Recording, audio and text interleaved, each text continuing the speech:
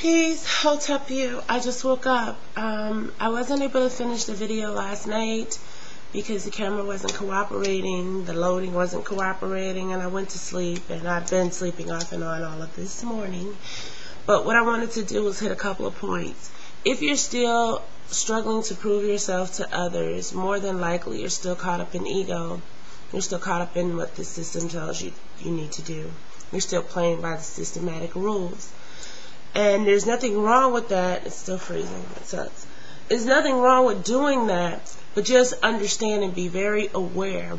Also, overindulgence in this society, in food, in sex, in drugs, in partying, and a lot of the things that we do that lower our frequencies come from the stress, the debt, the worry, the fear, the hopelessness, the anger.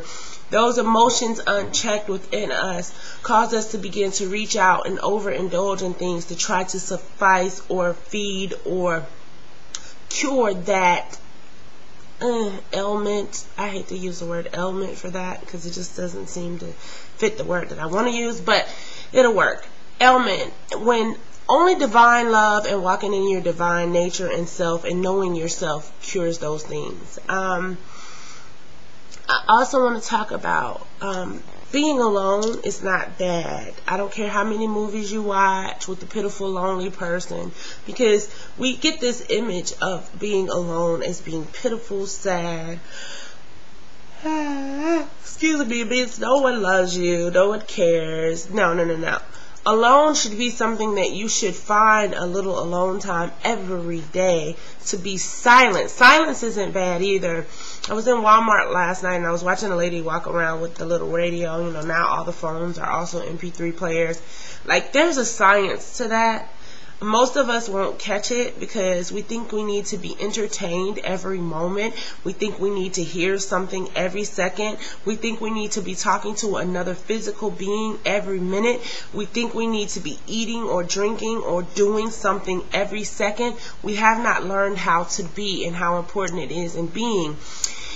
By us doing something every second, we are distracted from going into the depths of self and the depths of the spirit realm, which makes us not effective to the level and degree that we need to. We might master some things in this dimension. What we haven't understand is that opposing forces are working at every dimension. They are working on every level. They are working at every one of your chakras. They are working to block all of them. You're only doing stuff in 3D. Or worse, you're only doing stuff in the spirit. You have to do things on every dimension. And that takes going into self. That takes being taught by the ancestors. That takes being taught by the Most High. That takes being taught by the Divine One. You cannot read and learn how to do that correctly from a book. A book does not possess all of that. There are certain things that have been written in the heart of us that we can only get from source, and we have to go to the source to get it. The initiations open gateways so that you can go and communicate, because some people need to be initiated to do certain things. The greatest initiation comes from source, and it's happening daily. It's happening with every trial. It's happening with every tribulation. It's happening with every test. It's happening with everything you read. I experienced having a very high vibration on the 23rd and the morning of the 24th when I came back from, you know, my ceremony that I did that night at the full moon.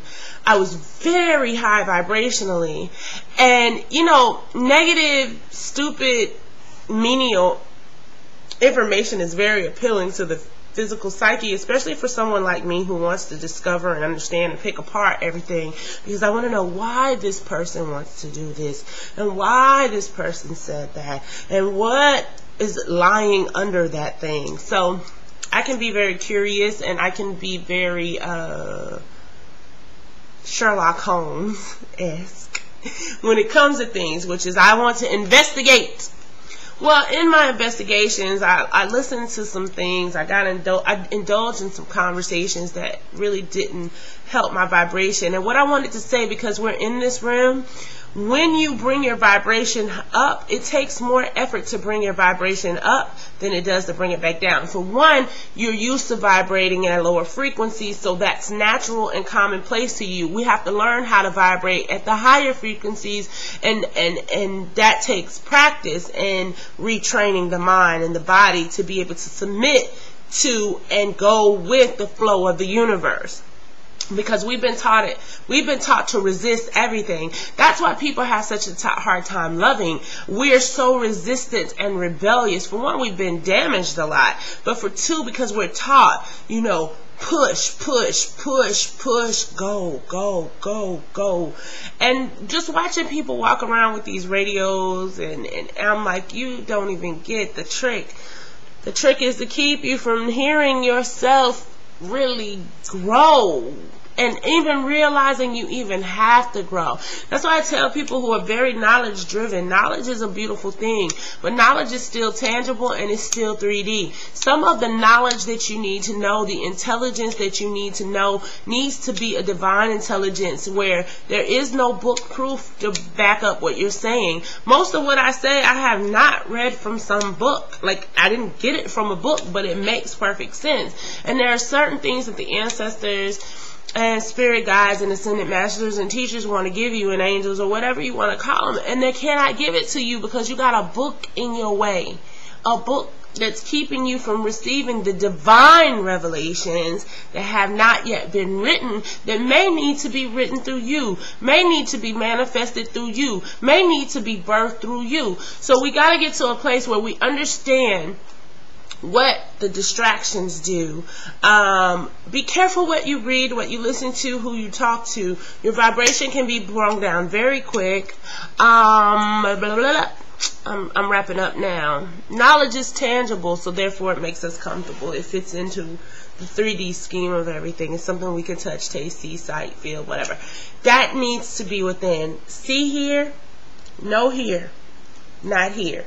If that makes sense. I pointed above the third eye, which means let your brain do what your brain does, but learn how to expand your brain work, which means you need to be able to look at things that may not seem to have the kind of proof that you think that you need to have, because it's higher intelligence, higher love. There's nothing in the 3D that can really express it, because the 3D is too low. It's too low to express in fullness this other stuff. Some things can't be expressed in words. I believe that's why our people were such good conductors of energy. They understood, like, some things you couldn't say with words. Words would limit it. Words would bind it. Words would bring it captive. They communicated from with here and within here, because it was a purer and deeper frequency, and it was better understanding. I always tell people this little story. I'm going to tell this little story, and then I'm going to get ready to go because camera's still tripping, and I don't want it to be freezing up on you guys every second. Let me see what I can do to make it be nice. Nothing. One of the things that, when my fiance passed, I learned that we are very comfortable with touch, but we need touch because our spirits cannot know love fully or understand, because we've been taught to look for the fleshly, tangible things, reciprocal thought, blah, blah, blah.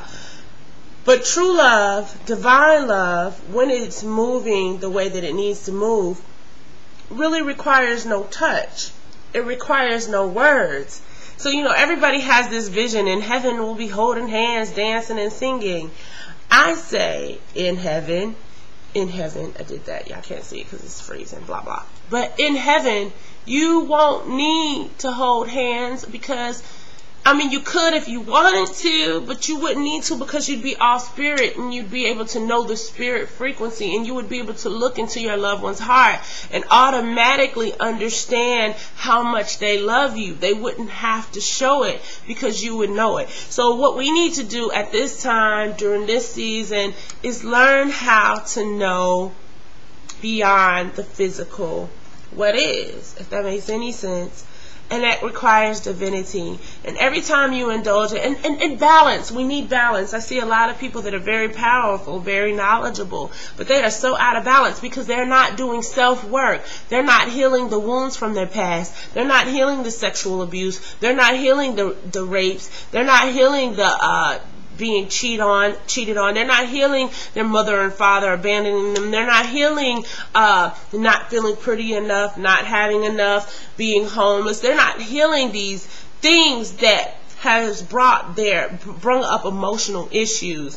You must heal your emotional issues or you will be out of balance. I worry so often because so often we're talking this God is power, and we are so out of balance. We're doing it from a place of, ooh, look at me, I'm the goddess, I'm the God, ha ha ha, I am. Yes, you are, but you're not. You aren't to be. So you could say that you are. You are to be effective in now. So what are you doing to be effective? It matters not that you can or you do have power. What are you doing with the power? Are you still vibrating with power on the same level before you walked into your power or walked into an understanding of your power? Are you limiting yourself to the things that are available now and not doing like our ancestors and going in? They went into astral travel. They went in. That's why a lot of the shamans took heliotropic drugs or hallucinogenic drugs. They took them because they understood that there was more than what is right here, right now. And that is what is killing us. Technology, a lot of our felt needs, our inadequacies are keeping us bound to this realm and right now, and we are not doing like our ancestors. We are bound to complacency. We want a quick, fast revelation that requires no real effort, no real self-sacrifice, no real self-growth. We're spoiled brats. We really are. And we got to get to a place where we start walking into these other realms of being and understanding and really getting a true knowledge of who we are, who everyone is, humanity in general, the whole thing of nature, what it does. And until we start touching back into nature and really moving in nature, we are going to keep self-destructing. That's what we're on right now. That's what we see. It's a pattern of self-destruction.